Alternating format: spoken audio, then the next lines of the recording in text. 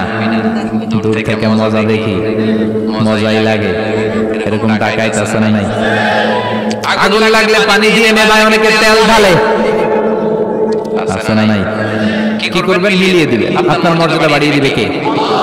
বিশ্বনবী very good mediator ছিলেন, বিশ্বনবী লজিক্যাল এবং রাশনাল ছিলেন, বুদ্ধিমত্তাকে কাজে লাগাতেন। এক সাহাবী এসে বলেন, নবী ইদান লি বিজিনা, আমারে জিনার অনুমতি দেন। কিসের অনুমতি? কার কাছে অনুমতি চাইলো?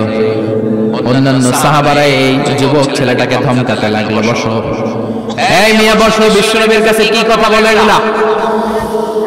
ওই যুবক বসে রইল, বিশ্বনবী কাজ সারলেন, এরপর বললেন, আইনা শাবাব, ওই যুবকটা কোথায়, এদিকে আসো, কি চাইছো বলো। কয়, বিশ্বনবী আপনি আমারে জিনা করার অনুমতি দেন। বিশ্বনবী যুবকটারে কাছে ডেকে আনলেন, বললেন, ও যুবক, তোমার ঘরে বোন আছে কিনা? কয় আছে। তোমার বোনের সাথে কোনো পুরুষ জিনা করুক, তোমার কেমন লাগবে? সে বলে, আমি এই পুরুষটারে হত্যা করব। হত্যা করবা? ওকে, ডান। তোমার ঘরে মা আছে কিনা? আছে।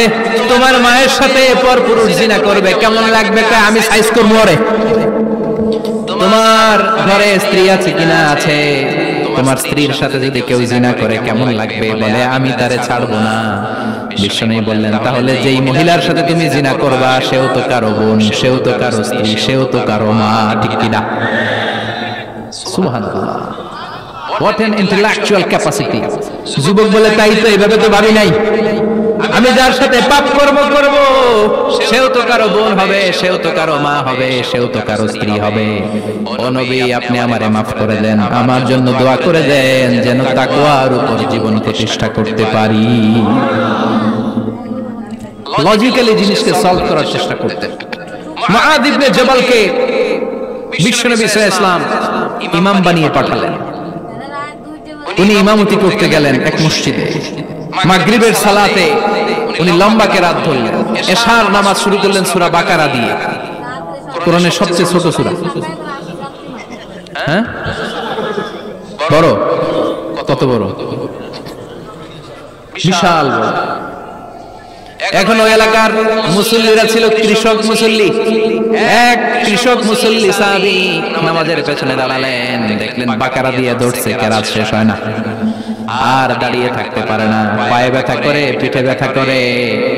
কিছুক্ষণ পর রেগে মেগে নামাজ ছেড়ে দিয়ে বারান্দায় নামাজ পড়ে বিশ্বনবীর কাছে বিচার দিতে গেলেন। যে বললেন, নবী এমন ইমাম পাঠাইছেন এশা পরে বাকারা দিয়া।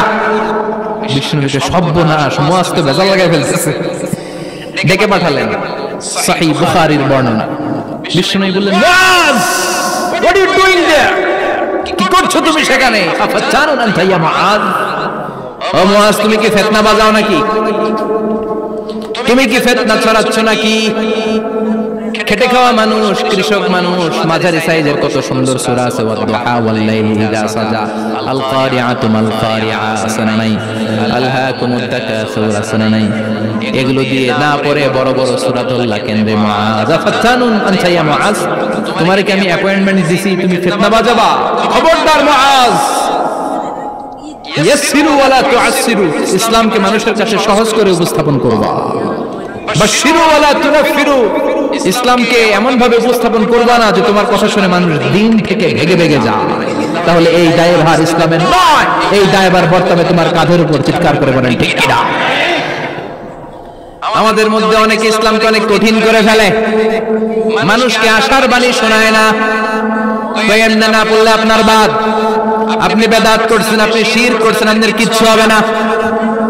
যারে বলে কিচ্ছু হবে না, সে বলে আমার যেহেতু কিচ্ছু হবে না, তোর কথা শোনার আমার দরকার নাই। যে আমার আশার বাণী শোনায় আমি তার কাছে যাই, ঠিক কিনা? এজন্য সহিহ ইসলাম আপনি প্রচার করবেন, but your approach should be very flexible. 100 বছর যেটা চালু আছে আপনি একদিনই উঠিয়ে দিতে পারবেন? It's not a logical approach. বিশ্বনবীর অ্যাপ্রোচ, বিশ্বনবীর রাশনাল ক্যাপাসিটি এমনটা ছিল না। সহজভাবে বুঝাবেন, আদ-দীনু ইউসরুন লা উসরা ফি, দিনটা হলো সহজ, দিনের মধ্যে কাঠিন্যতা নাই। সুবহানাল্লাহ, কি ক্যাপাসিটি!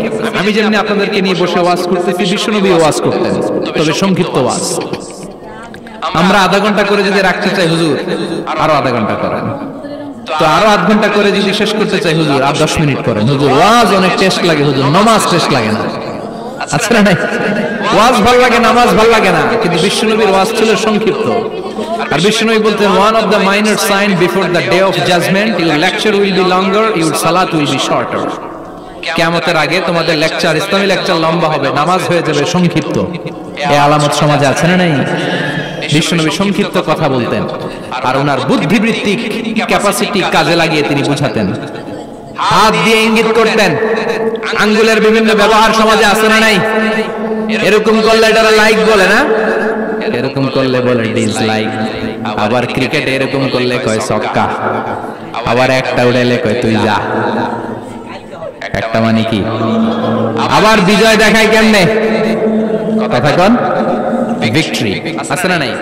বিশ্বনবীও এটাকে মডার্ন টিচিং মেথোডোলজি বলে, আধুনিক শিক্ষা পদ্ধতিতে। এখন দেখবেন যে আগে ব্ল্যাক বোর্ডে লিখতো, এখন হোয়াইট বোর্ডে লিখে মার্কার দিয়ে।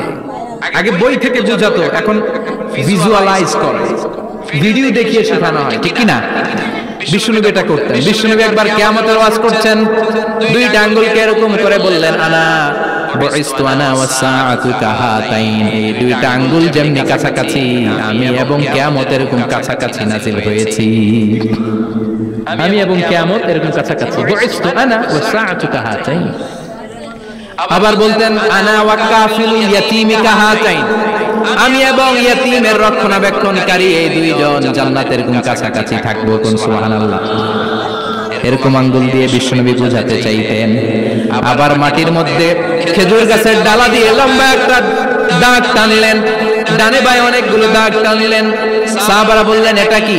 বিশ্বনবী বললেন, এই যে দাগটা দেখলা, এই দাগটার নাম হলো সিরাতুল মুস্তাকিম। চিল্লায় বলেন, এই দাগটার নাম কি?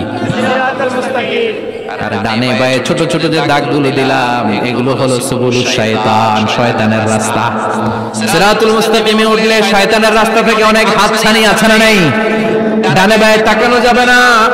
সিরাতুল মুস্তাকিমে যে তুমি উঠেছো, চলতে থাকবা। চলা শুরু হলো দুনিয়াতে, শেষ হয়ে যাবে জান্নাতে। বিশ্বনবী মাঝে মাঝে বোঝানোর জন্য প্রশ্ন করতেন, কারণ প্রশ্ন ছুড়ে দিলে মানুষের মধ্যে জানার আগ্রহ বাড়ে না কমে? কথা বলেন। আমি যদি একটা প্রশ্ন করি আর বললাম উত্তর দেন, কেউ পারতেছেন, একটু ঠেকা ঠেকা ভাব, ঠেকে যাচ্ছেন, তখন হুট করে উত্তরটা বললে এটা জীবনে ভুলবেন না, বুঝবেন? কারণ ওই যে ঠেকছেন, শিখছো কোথায়? ঠেকছি যেথায়, ঠিক কি না? বিশ্বনবী প্রশ্ন করতেন। বিশ্বনবীর এই প্রশ্নটা বলে শেষ করছে। বিশ্বনবী সাহাবাদের মাঝখানে ওয়াজ করতেছেন আর বলতেছেন, ইন্না মিনাশ শাজারি শাজারা লা ইয়াসকুতু ওয়ারাকুহা মাসালুহু কামাসালিল মুসলিম। বললেন, আমাদের এই ভূখণ্ডে এমন একটা গাছ আছে, যেই গাছের পাতা ঝরে না। এই গাছের দৃষ্টান্ত মুমিনের দৃষ্টান্তের মতো। বলো তো গাছটা কি? কে জানো? কেউ কথা কয় না। কি গাছ? কি গাছ? কেউ কথা কয় না, কেউ বলতে পারে না। কেউ বলে শাজারাতুল বাওয়াদি, ওই ক্যাকটাস গাছ, পাহাড়ি গাছ, ওই গাছ, সেই গাছ, কেউ বলতে পারে না। বিশ্বনবী বললেন, কেউ পারো নাই? সঠিকটা শুনে নাও, ইন্নাহা নাখলা, এটা খেজুর গাছ। সুবহানাল্লাহ পড়েন। সাহাবীরা ভাবছে এটা তো ঘরের পাশে আছে, এটা মনে কয় নাই। সব ঘরের চিপায় আরব দেশে খেজুর গাছ, সাহাবারা ভাবছে এটা তো ঘরের গাছ, এটা মনে হয় জিজ্ঞেস করে না, এজন্য দূরে দূরে চিন্তা করছে। কোন সুবহানাল্লাহ।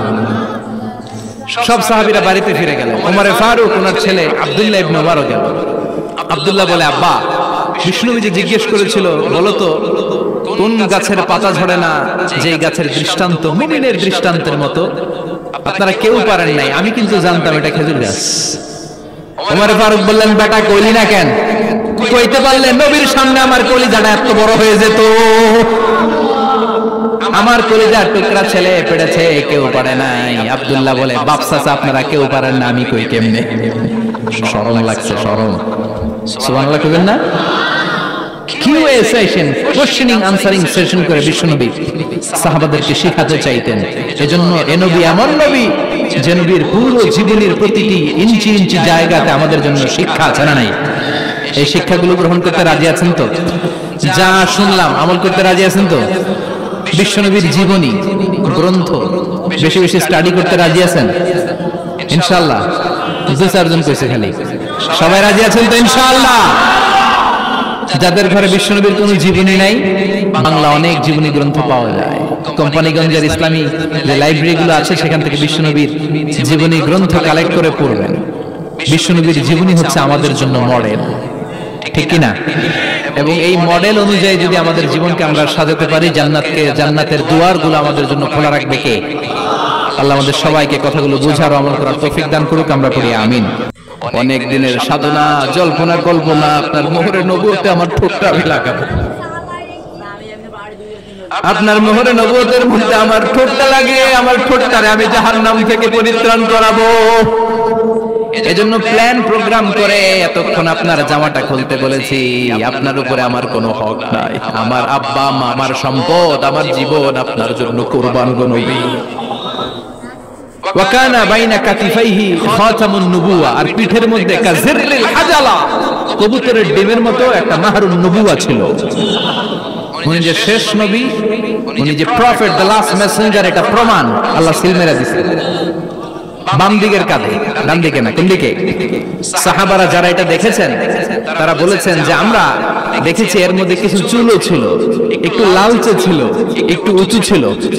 একদিন বিশ্বনবী বললেন, বান্দার কোন হক আল্লাহ কোনদিন ছেড়ে দেয় না। আল্লাহর হক আল্লাহ মাফ করে, বান্দার হকের মাফ নাই।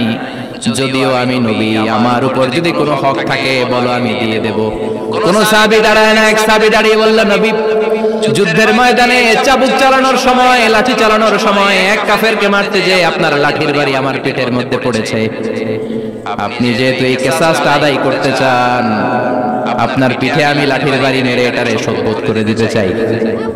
সাইয়েদনা ওমর ফারুক হাতের জামা এরকম করতে শুরু করছে, আয় এদিকে আয়, তোরে শোধ করাই। বিশ্বনবী বললেন, ওমর রাখো, এটা বান্দার হক, মিটাতে দাও। বিশ্বনবী বললেন, আসো তুমি এসে আমার পেটে লাঠি দিয়ে চাবুক দিয়ে বাড়ি মারো।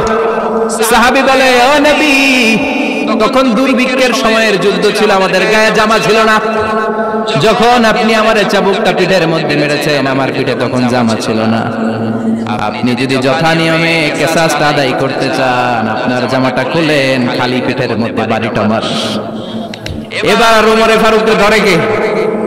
এদিকে আয়, তোরে দেখাইতেছি। বিশ্বনবী বললেন, ওমর থামো, মারতে দাও। বিশ্বনবী উনার জুব্বাটা উপরের দিকে উঠালেন, পিঠের মধ্যে বাড়ি দেওয়ার জন্য ওই সাহাবীকে ডাকলেন। ওই সাহাবী বিশ্বনবীকে পিছন দিক থেকে জড়িয়ে ধরে ওই মোহরে নবুয়তের মধ্যে চুমু দিয়ে ফেলেছে। সাহাবী বললেন, নবী গো, এই নাটক করার জন্য আপনি আমারে মাফ করে দিয়েন। আপনি বিশ্বনবী, উদম গায়ে আপনারে দেখা যায় না, খালি গায়ে আপনারে দেখা যায় না। শুনেছি আপনার পিঠের মধ্যে মোহরে নবুয়ত আছে। অনেক দিনের সাধনা, জল্পনা কল্পনা, আপনার মোহরে নবুয়তে আমার ঠোঁটটা আমি লাগাবো, আপনার মোহরে নবুয়তের মধ্যে আমার ঠোঁটটা লাগে, আমার ঠোঁটটারে আমি জাহান্নাম থেকে পরিত্রাণ করাবো। এজন্য প্ল্যান প্রোগ্রাম করে এতক্ষণ আপনার জামাটা খুলতে বলেছি। আপনার উপরে আমার কোনো হক নাই। আমার আব্বা মা, আমার সম্পদ, আমার জীবন আপনার জন্য কুরবান গো নবী। বিশ্বনবীর পিঠে বাম দিকে খাতামুন নবুওয়া ছিল, মাহরে নবুওয়া। কোন বর্ণনা এসেছে উনি এই মাহরে নবুওয়া দিয়ে পিছন দিকে দেখতেন। বিশ্বনবী যখন নামাজ পড়তেন উনি বলতেন, ইস্তাকিমু ওয়া আতাদিলু ইয়ারহামুকুমুল্লাহ, কাতার সোজা করো, ফাঁকা জায়গা বন্ধ করে দাও, কারণ আমি সামনে যেমনি দেখি পেছনেও তেমনি দেখি। অনেকে বলেন বিশ্বনবীর পেছনে দেখতেন এই মাহরে নবুয়তের জায়গাটা দিয়ে। এটা ছিল বিশ্বনবীর behind CC camera, behind close circuit camera. আল্লাহু আকবার। বিশ্বনবী ছাড়া কোন নবীর পিঠে এরকম মাহরে নবুয়ত ছিল নাকি? কথা বলেন। এজন্য ওই নবীরে গালি দিলে সহ্য হয়? কথা বলেন, সহ্য হয়?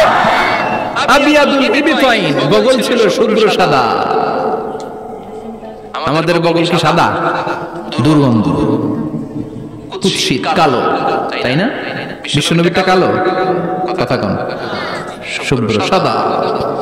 আমরা দোয়া করি এভাবে। বিশ্বনবী মাঝে মাঝে দোয়া করতে করতে বৃষ্টির জন্য যখন দোয়া চাইতেন, আরাফার ময়দানে যখন দোয়া চাইতেন, দোয়া করতে করতে হাতটারে উপরের দিকে করতেন। সবাই এরকম হাত তোলেন, সবাই হাত তোলেন।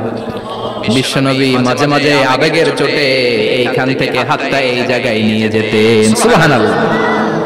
বিশ্বনবী যখন হাত আবেগের চোটে উপরের দিকে উঠাতেন, বিশ্বনবীর বগল দেখা যেত।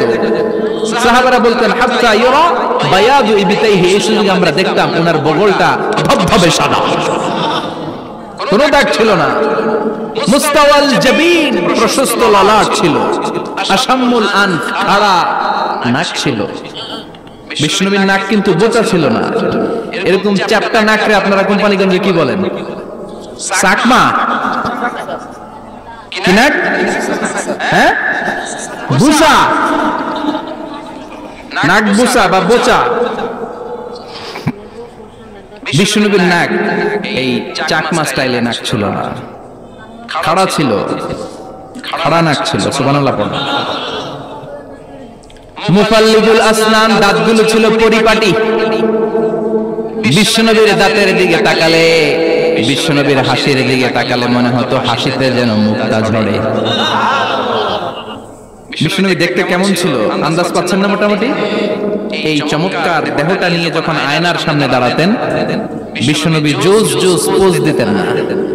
এখনকার ছেলেপেলেরা বলে আয়নার সামনে দাঁড়াইয়া দেই জোস জোস পোজ, আছে না নাই? বিশ্বনবী জোস জোস পোজ দিতেন না। বিশ্বনবী আয়নার সামনে দাঁড়িয়ে বলতেন, আল্লাহুম্মা হাসানতা খালকি ফাহসিন খুলুকি। ও আল্লাহ, আমার চেহারাটা যেমনি আপনি সুন্দর বানিয়েছেন, আমার হৃদয়টারেও সুন্দর করে দেন। What a attitude, what an attitude! কি অ্যাটিটিউড ছিল না! আমরা আয়নার সামনে সেজে পড়ে দাঁড়ালে চুলকে সাইজ করি, পাং করি, স্টাইল করে, ডিজাইন করি। বিশ্বনবী সুন্দর চেহারাটা নিয়ে যখন আয়নার সামনে দাঁড়াতেন বলতেন, আল্লাহ, আমার চেহারাটা যেমনি সাদা, হৃদয়টারও সাদা করে দেন। কিছু মানুষ আছে চেহারা সাদা, হৃদয় কালো, আছে না নাই? কিছু মানুষ আছে চেহারাটা কুচকুচে কালো, অন্তরটা সাদা, এমন মানুষও আছে না নাই? বিশ্বনবীর ভেতরও সাদা, বাহিরও সাদা। সুবহানাল্লাহ। আর এই সুন্দর সাদা দেহ নিয়ে আয়নায় দাঁড়িয়ে পড়তেন, আল্লাহ, চেহারা যেমনি সুন্দর, চরিত্রটাও সুন্দর করে দে। এজন্য আয়নার সামনে দাঁড়িয়ে এই দোয়ার দরকার আছে না নাই? পড়তে রাজি আছেন? মনে থাকবে না মাহফিল শেষ ভুলে যাবেন? মনে থাকবে? আয়নার সামনে আপনি যখন দাঁড়াবেন, আপনার স্ত্রী যখন দাঁড়াবে, আপনার বাচ্চারা যখন দাঁড়াবে, বলে দিবেন, বাবা, আয়নার সামনে দাঁড়ানোর দোয়া পড়ো। অসাধারণ দোয়া। পড়েন আওয়াজ করে আমার সাথে, আল্লাহুম্মা হাসানতা খালকি ফাহসিন খুলুকি। আল্লাহুম্মা হাসানতা খালকি ফাহসিন খুলুকি। এর মানে, আল্লাহ, আমার চেহারাটা করেছো সুন্দর, আমার আচরণ, আমার চরিত্রটাও সুন্দর করে দাও। চিৎকার করে পড়েন আমিন। তাহলে বিশ্বনবীর ব্যাপারে তিনটা কথা আমরা শুনবো বলেছিলাম, প্রথমটা শুনে ফেলেছি। মানে উনি দেখতে কেমন ছিল, উনি দেখতে কেমন ছিল, এর মধ্যে আমাদের আমলের কিছু নাই, শুধু বর্ণনা করা আর শোনা আর বিশ্বনবীকে ভালোবাসা, ঠিক কিনা? কারণ উনার না খাড়া, আমার তো খাড়া নাও হইতে পারে। উনি সুন্দর, আমি তো শ্যামলা হইতে পারি, কারণ এটা আল্লাহর দেয়া পরীক্ষা, ঠিক কিনা? দ্বিতীয় পয়েন্ট থেকে আমাদের আমল শুরু। দ্বিতীয় পয়েন্ট ছিল বিশ্বনবীর আচরণগত বৈশিষ্ট্য। আমার নবীর বিহেভিয়ার কেমন ছিল, কন্ডাক্ট সিস্টেম কেমন ছিল, ম্যানার কেমন ছিল, মানুষের সাথে কমিউনিকেশনটা কেমন ছিল, ব্যবহারিক জীবনটা কেমন ছিল, এগুলো আমল করার দরকার আছে না নাই? কষ্ট হচ্ছে? কষ্ট হচ্ছে? মনোযোগ আছে তো? মনোযোগ আছে না গেছে? আমরা এবার শুনবো বিশ্বনবীর আচরণ কেমন ছিল। বিশ্বনবী যখন রাস্তা দিয়ে হাঁটতেন, ইয়ামশি হাওনান, বিনয়ের সাথে হাঁটতেন। ইয়ামশি হাওনান, রহমানের বান্দারাও বিনয়ের সাথে রাস্তা দিয়ে হাঁটে, ঠিক কিনা? ওয়া ইবাদুর রাহমানিল্লাযীনা ইয়ামশুনা আলাল আরদি হাওনান ওয়া ইযা খাতাবাহুমুল জাহিলুনা ক্বালু সালামা। রহমানের বান্দারা যখন রাস্তা দিয়ে হাঁটে, বিনয়ের সাথে হাঁটে, তারা অহংকার প্রদর্শন করে না, মানুষের সাথে বিনয়ের সাথে রাস্তা দিয়ে হাঁটে। এজন্য রাস্তা দিয়ে যখন হাঁটবো, বিনয়ের সাথে হাঁটবো। রাজি আছেন তো? নাকি অহংকার প্রদর্শন করে হাঁটবেন? বিশেষ করে যুবকেরা, ৩-৪ জন যুবক একসাথে হলে রাস্তায় ওদের আর কারো হুঁশ জ্ঞান থাকে না। পুরো দুনিয়াটাই মনে হয় দুনিয়াটাই আমার, আছে না নাই? না, মুরব্বীকেও সম্মান করবা, মহিলাদেরকে সম্মান করবা, তোমার জায়গায় তুমি হাঁটবা, ভদ্রভাবে হাঁটবা। ভদ্রভাবে হাঁটার দরকার আছে না নাই? উনি মুরব্বী, একদিন উনিও তোমার মতো যুবক ছিল, ঠিক কিনা? এই যে আমার কালো দাড়ি, আজীবন কালো থাকবে? কথা বলেন। উনার সাদা দাড়ি, ছোটবেলায় মনে সাদা দাড়ি নিয়ে আসছিল না? হ্যাঁ, উনিও একদিন তাগড়া যুবক ছিল। উনিও কোম্পানিগঞ্জ বাজারে দাঁড়ালে লোকজন তাকিয়ে থাকতো, ঠিক কিনা? তার মানে রং ধরা যৌবন জং ধরে শেষ। যৌবন সব সময় থাকে না, সার্টেন একটা পিরিয়ডের জন্য আল্লাহ দিয়েছে। এজন্য যুবক ভাইরা তোমাদের রক্ত গরম, তোমাদেরকে বিনয়ী হতে হবে বেশি, ঠিক কি না? রাজি আছো তো সবাই? বিশ্বনবী বিনয়ের সাথে হাঁটতেন, ওয়াকানা ইয়াতাবাসসাম, সব সময় মুচকি হাসতেন। কি করতেন? মুচকি হাসেন তো আপনারা? হাসেন না? মুচকি হাসবেন, কারণ মুচকি হাসতে পয়সা লাগে না। লাগে? মুচকি হাসি দেন তো একটা। এই যে সবার এখন মুচকি হাসি, পয়সা লাগছে? কথা কন। তাবাসসুমুকা ফি ওয়াজহি আখিকা সাদাকা, you smile to your brother, it's a charity. তুমি তোমার ভাইয়ের দিকে তাকিয়ে যে মুচকি হাসবে, এত সদকা দেওয়ার সওয়াব হয়ে যাবে। বিশ্বনবী সব সময় মুচকি হাসতেন। হাসি তিন ধরনের, তাবাসসুম, দিহিক, কাহকাহা। কাহকাহা মানে অট্ট হাসি, আলিফ লাইলার দত্তরা যেমন হাসি দেয় ওই হাসি। এটা নামাজের মধ্যে কেউ দিলে নামাজও শেষ, ওযুও। আর দেখে হালকা আওয়াজে হাসি, সামান্য দাঁত দেখা যায় মাঝে মাঝে। বিশ্বনবী মজা করে এরকম হাসি দিতেন, কিন্তু সব সময় বিশ্বনবীর ঠোঁটের মধ্যে মুচকি হাসি লেগেই থাকতো। তাহলে আমরা বিনয়ের সাথে হাঁটবো, নাম্বার 1। নাম্বার 2, সব সময় মুচকি হাসবো। রাজি আছেন? ঘরে যেই স্ত্রীকে একটা মুচকি হাসি দিবেন, আজকে রাতেই দিবেন, যেই একটা মুচকি হাসি। রাজি আছেন? হ্যাঁ, ভালোবাসা বাড়াই দিবে কে? কথা কয় না।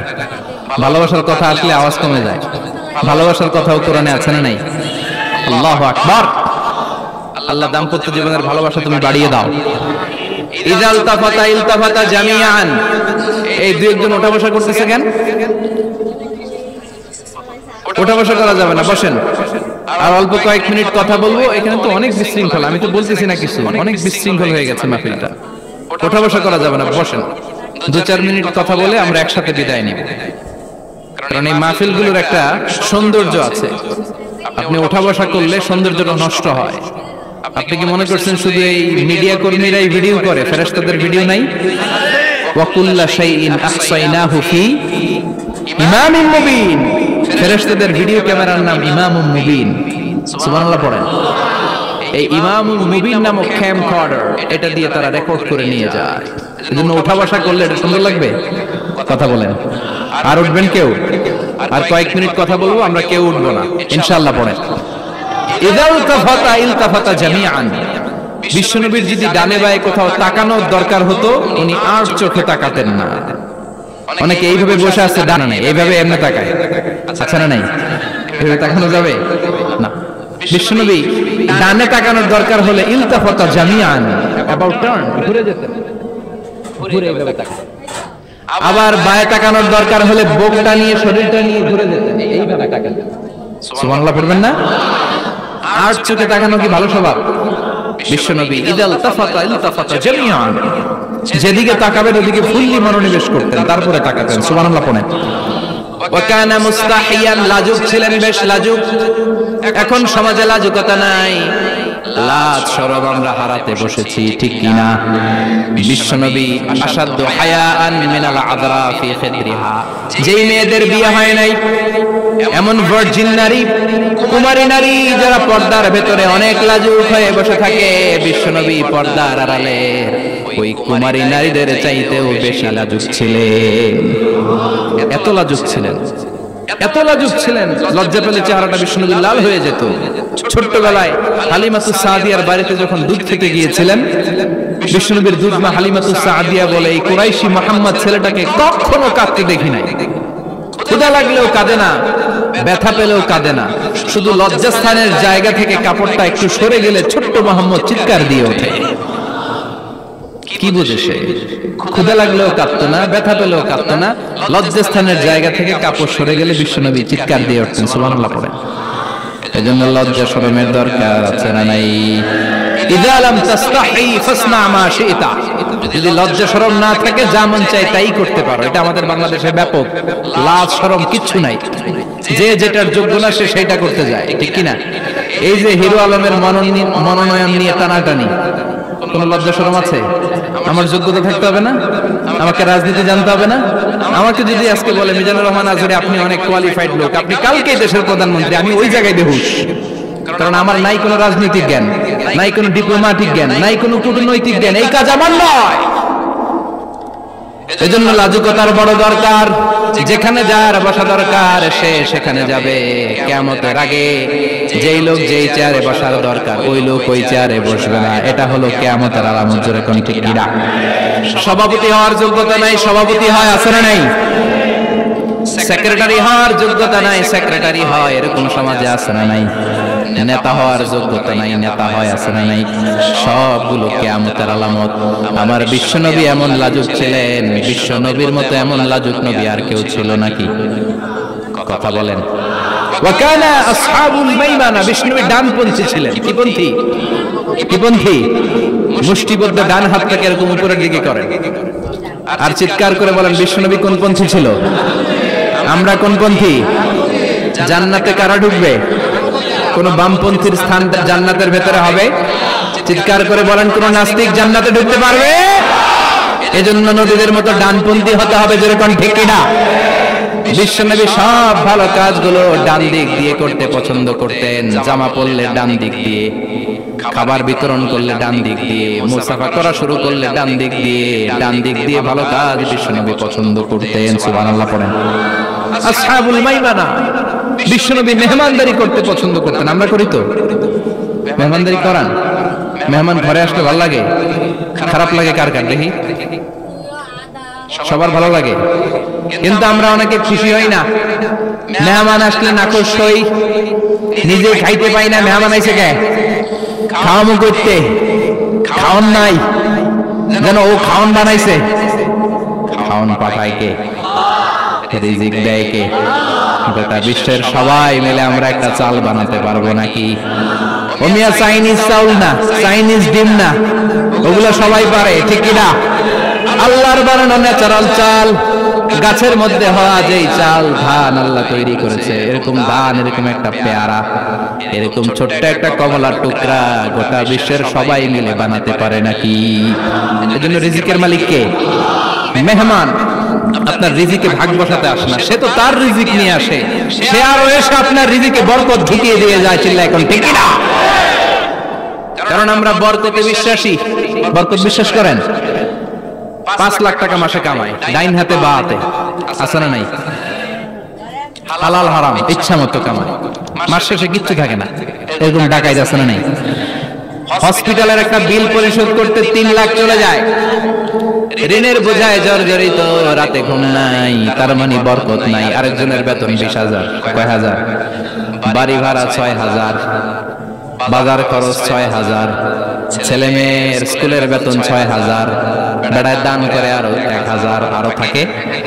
সুবহানাল্লাহ পড়েন। দিস ইজ কল্ড বারাকা। 20,000 বেতনের ভিতরে বারাকা ছিল। 5 লক্ষ ইনকাম, 1 টাকাও নাই, ঠিক না?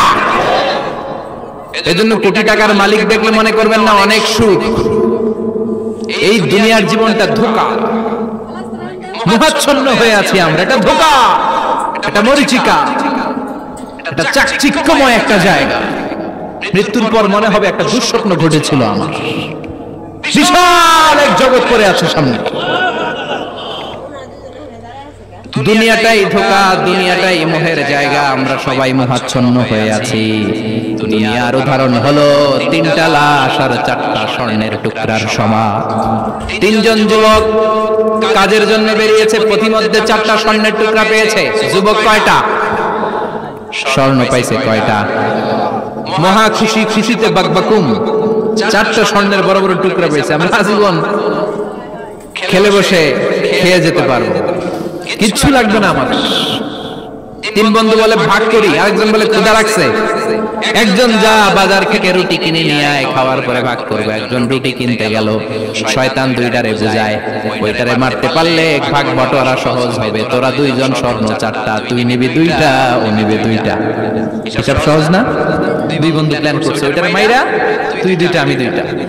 যেটা রুটি আনতে গেছে প্ল্যান করেছে রুটির মধ্যে বিষ মিশায় নেই। কি মিশাবো? বিষ। তাহলে বিষ খাওয়া আর রুটি খেয়ে ওই 2টা সে সব পাবে, আমি পাবো। ভাগাভাগির কিছু নাই, সব যাবে আমার কাছে। 4টা স্বর্ণের টুকরার মালিক আমি। রুটির মধ্যে বিষ মেখে নিয়ে এসেছে। ওই 2 বন্ধু প্ল্যান অনুযায়ী ওইটার ধরে মেরে ফেলছে। এবার মহা খুশি। এক বন্ধু কয়, এবার তো ভাগ বটর আর কিছু নাই, তুই 2টা, আমি 2টা, আগে খাইয়া লইস। আগে খাওয়ার পরে এই দুইটাও নাই, তিনটা লাশ, চারটা স্বর্ণের টুকরা। এটাই তো দুনিয়ার জীবন, ঠিক কিনা? আসল জীবন কবর থেকে শুরু হবে, কোন ঠিক কিনা? একদিন মাটির ভেতরে হবে ঘরে মন আমার, কেন বাঁধো দালান ঘরে মন আমার, কেন বাঁধো দালান ঘর, ঠিক কিনা? দুনিয়ার জীবন আসল জীবন না, এটা মরিচিকা, এটা ধোঁকা, এটা মোহ, এটা শয়তানের চাকচিক্য। আসল জীবন কবরের জীবন, আসল জীবন সামনে পড়ে আছে, জন্য বরকতে বিশ্বাস করি আমরা, ঠিক কিনা? ল্যান্ড ক্রুজার দাপিয়ে বেড়ায়, বড় বড় টাওয়ারের মালিক, অনেক সম্পদের মালিক। এটা দেখেই মনে করবেন না অনেক সুখে আছে, ঘরে যেয়ে দেখেন কোনো সুখ নাই, ঠিক কিনা? সাধারণত টাকা যার বেশি দুঃখ তার বেশি, টাকা যার কম সুখ তার বেশি। সুবহানাল্লাহ পড়েন। আল কানাআতু মিনাল ইসলাম। এজন্য আমার শ্রমিক ভাইয়েরা, আপনাদের এক পা জান্নাতে এমনি ঢুকে আছে। নামাজ পড়বেন, মা বাবার খেদমত করবেন, ইসলামের নিয়মগুলো মানবেন, দ্বিতীয় পাটাও জান্নাতে ঢুকায় দিবে কে? আর যারা কোটি কোটি টাকার পাহাড় বানিয়েছে, ওদের হিসাবের ফিরিস্তি অনেক বড়।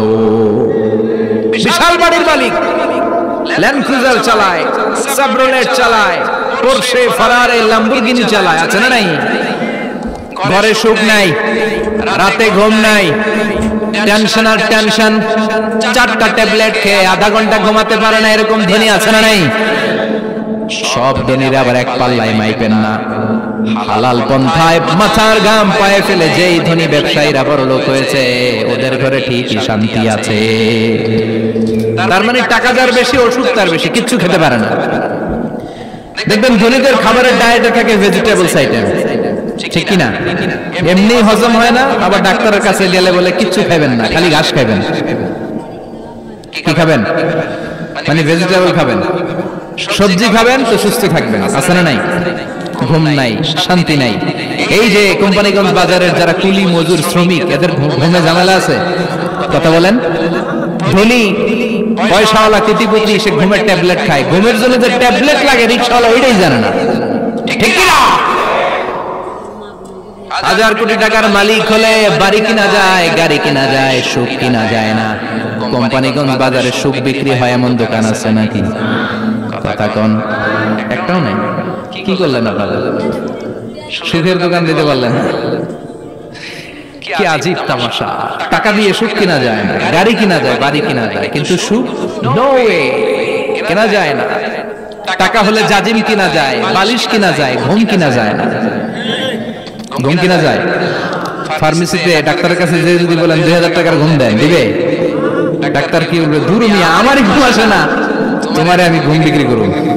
আচ্ছা না নাই? শ্রমিক ভাই, রিকশাওয়ালাদের ঘুমের ঝামেলা নাই, যেখানে রাই তো এখানেই, যেখানে রাই তো এখানেই কাই। ওর মাথা লাগতে দেরি বিছানায়, নাক ডাকতে দেরি হয়, ওর নাকের ডাকের আওয়াজে ট্রাকের ইঞ্জিনও ফেল, ঠিক কিনা? এজন্য আমরা বরকতে বিশ্বাসী। অল্প খাবো, অল্প পড়বো, অল্প জমাবো, অল্পের ভেতর বরকত দিয়েছে কে? এজন্য মেহমান আসলে বিশ্বনবী খুশি হতেন, আমরাও মেহমান আসলে খুশি হব। রাজি আছি না নাই? সবাই রাজি? মেহমানদারি করাবেন তো? এরপরে বিশ্বনবী ইনসাফ করতেন। কি করতেন? ইনসাফ করতেন। বিচার করার সময় বিশ্বনবী ইনসাফ করতেন। গোটা বিশ্বকে ইনসাফ শিখিয়েছেন বিশ্বনবী। আমাদের দেশেও তো ইনসাফ হয় না? হাইকোর্টে, সুপ্রিম কোর্টে, গ্রাম্য সালিশে আছে, আছে। আহকামুল হাকিমিনের দরবারে সবগুলো বিচার আবার বসবে। চিল্লায় বলেন ঠিক কিনা? অমিয়া দুনিয়াতে বিচারপতি বিচারের রায় দেয়, ওই বিচারপতিরও বিচার আছে না নাই? সবচেয়ে বড় বিচারপতির নাম কি? বিশ্বনবী ইনসাফ করে গোটা বিশ্বকে দেখিয়ে গেলেন কেমন করে বিচার করতে হয়। বিশ্বনবীর কাছে কখনো বিচার আসলে বিশ্বনবী দুই পক্ষের কথা শুনে রায় দিতেন। পড়েন সুবহানাল্লাহ। সব সময় দুই পক্ষের কথা শুনে রায়। এখন কি দুই পক্ষকে সমান প্রিভিলেজ দেয়া হয়? কথা বলেন। কারণ কোরআন দিয়ে বিচার হয় না। কোরআন দিয়ে বিচার হোক আমরা চাই কি চাই না? আমার সংসদ ভবনের ভেতরে কোরআনের আইন দিয়ে সংসদ ভবন কায়েম হোক, আমরা চাই কি চাই না? সেনাবাহিনীর ভেতরে দরবার হলগুলোতে যখন আলোচনা বসে কোরআন মাঝখানে থাকবে, চিল্লায় বলেন ঠিক কিনা? দেশের সবগুলো ক্যান্টনমেন্টের ভেতরে কোরআন থাকার দরকার আছে না নাই? সবগুলো আদালতের ভেতরে কোরআন থাকার দরকার আছে না নাই? কোরআনের আইন অনুযায়ী আমার দেশের সব নিয়ম কানুন চলবে, আমরা চাই কি চাই না? এই কোরআনের আইনের বিরুদ্ধে যদি কোনো আইন পাশ করা হয়, আমরা ওই আইনের বিরুদ্ধে চিৎকার করে বলেন ঠিক কিনা? আমরা এই কোরআনের জন্য সব বাজি রাখতে রাজি আছি, আমরা জীবন বাজি রাখতে রাজি আছি, আমরা দেহের তাজা রক্ত বিলিয়ে দিতে রাজি আছি, যারা বলেন ঠিক কিনা? কোরআনের জন্য কে কে ময়দানে থাকতে রাজি আছেন? হাত উঁচু করে আল্লাহর দেখা।